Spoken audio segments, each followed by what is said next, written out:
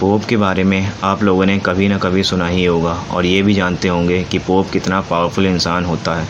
तो आज की इस वीडियो में मैं पोप के बारे में कुछ ऐसे हिडन बात बताऊंगा जिसे जानकर आपके होश उड़ जाएंगे और आपको पता चल जाएगा कि आखिर इस दुनिया में हो क्या रहा है और हम लोग सिर्फ बेवकूफ़ों की तरह बस देखे जा रहे हैं।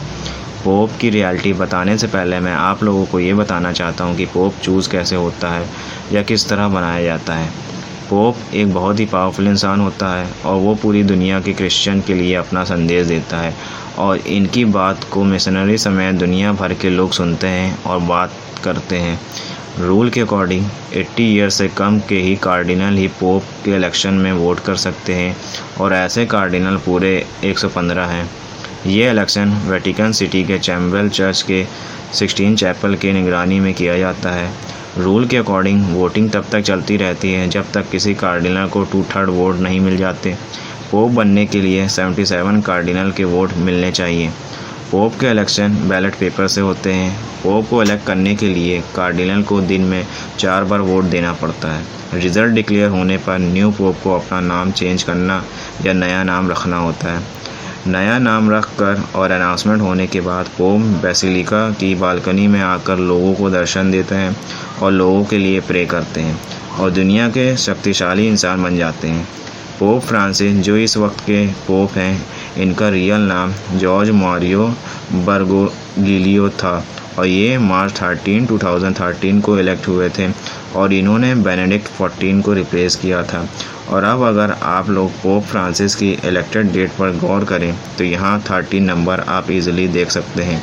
और जैसा कि मैंने अपनी पहले की वीडियोस में बताया था कैसे secret societies number system and numerology का यूज़ करके अपने सिंबल्स शो करती हैं और यहाँ भी उन्होंने 13 को क्लियरली शो कर दिया। और जैसा कि ये लोग अलग ही बुक्स फॉलो करते हैं और अलग ही बिलीफ रखते हैं तो इनके लिए ये नंबर्स लकी होते हैं। और यहाँ 13 नंबर्स इल्यूमिनाटी की ब्लड लाइन शो कर रही है।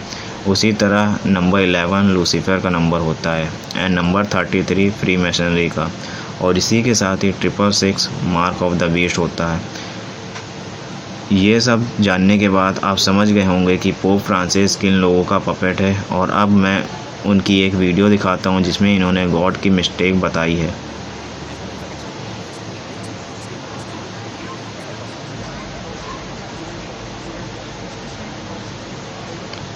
और अगर आपने ये सुना होगा तो अब आप ये जान लीजिए कि गॉड ने बाइबल और कुरान में बता रखा है कि वो कभी गलत नहीं हो सकता और ना नाकाम हो सकता है और जो बात खुदा ने बोल दी वो होकर रहेगी।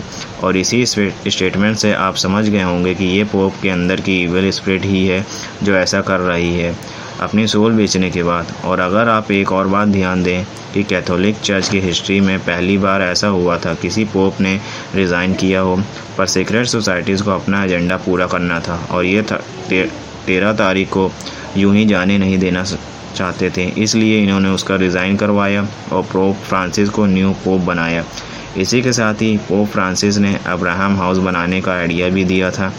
इसमें जो religion Abraham peace be upon him से रिलेट करते हैं वो तीनों हैं जैसे इस्लाम, क्रिश्चियनिटी एंड जूडिज्म। और अब वहाँ ये लोग तीनों रिलीजन को एक साल लाकर ये शो करेंगे कि आपस में मिलकर रहना चाहिए। पर फिर मेन एजेंडा होगा 3rd टेम्पल बनाने का और जिसके लिए ये ऐसी माइंड प्रोग्रामिंग करेंगे।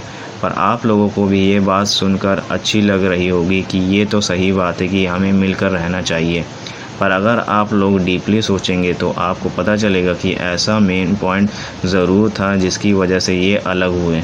क्योंकि कुरान में अल्लाह ने फरमाया है कि हम उन लोगों की तरह ना हो जाना जो हमारी दी हुई किताब को बदल देते थे। और फिर ये भी फरमाया कि कुरान की हिफाजत उनके ज़िम्मे है। और अगर आप ये बोलो अपने फ्रेंड से कि भाई तुम भी सही हो और मैं भी सही हूँ, पर सही एक ही होता है और खुदा के नज़दीक ये थोड़ा सही थोड़ा गलत वाला पॉइंट भी नहीं होता। सीक्रेट सोसाइटी ने हमारे माइंड में ये भर रखा है और डुअलिटी को रिप्रेजेंट किया है कि ना कुछ पूरा सही है और ना कुछ पूरा गलत है। इसलिए गॉड ने क़यामत तक हमें वक्त दिया है कि हमसे जो सिन होते हैं उनकी तौबा करें और उनकी माफ़ी मांगें जिससे हम पूरे सही हो जाएं। इसी के साथ ही अगर आप dailymail.uk की वेबसाइट पर जाकर देखें तो वहाँ आपको हेडलाइन मिलेगी, Bizarre conspiracy theory suggests celebrities, including the Pope and even royals, have been snapped with black left eyes, are in the secret Illuminati society, and puts the bruises down to initiation rituals।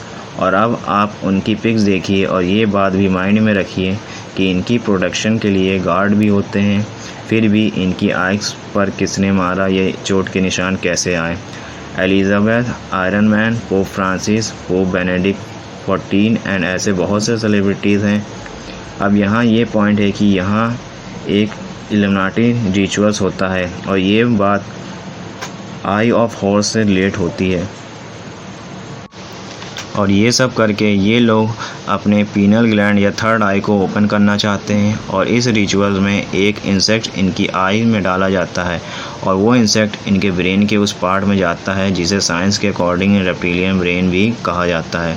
और वो insect इस reptilian brain पर जाता है जिससे ये hidden चीज़ को देख सकते हैं या अनसीन चीज़ जो या स्पिरिट को, और ये बस अपने डेविल से बात करने के लिए ऐसा करते हैं, क्योंकि मैंने पहले ही भी बताया था कि ये लोग अपनी सोल डेविल को सेल करते हैं और दुनिया में कामयाबी पाने के लिए। और इनमें वो सभी बड़े लोग हैं जिन्हें आप जानते भी होंगे या आप जिनके फैंस भी होंगे।